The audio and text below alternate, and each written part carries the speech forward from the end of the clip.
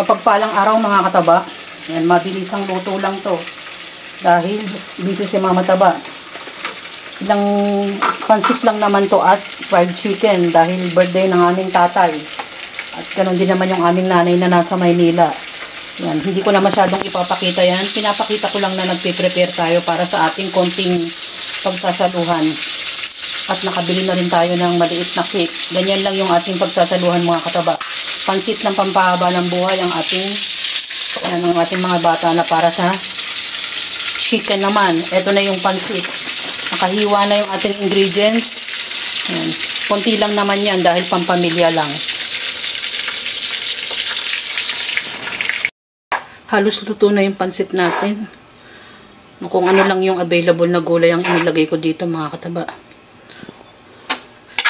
Mahirap din kasi magluto ng maramihan.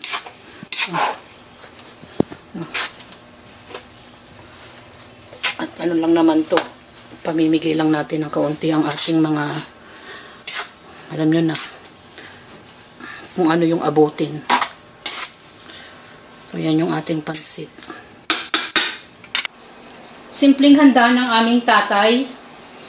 Ganyan lang kami kasimpleng mag-celebrate ng birthday mga kataba. At yung mga susunod na araw ay pagpapasalamat naman. Pansit, chicken para sa mga kids at ang ating cake. Yan yung ating simpleng handa. Nawa magkaroon pa siya ng maraming taon. Ganon din yung aking nanay dahil magkasabay sila. Si Aling Nena. At hindi tayo naghahangad ng kung ano-ano. Bagkus magpasalamat tayo sa mga taon na dumarating, sa mga pang-araw-araw na gising. Sabi nga, everyday is a blessing. Lalong-lalo na yung taon na dumaan. Sa kabila ng mga pagsubok sa buhay, nandito pa rin tayo at nagpapasalamat sa Panginoon.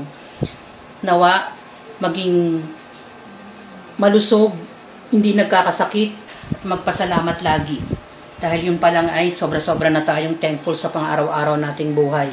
Hindi man tayo maramya, bagkus, sama-sama ang pamilya sa simpleng handa, sa simpleng pagsasaluhan mga kataba.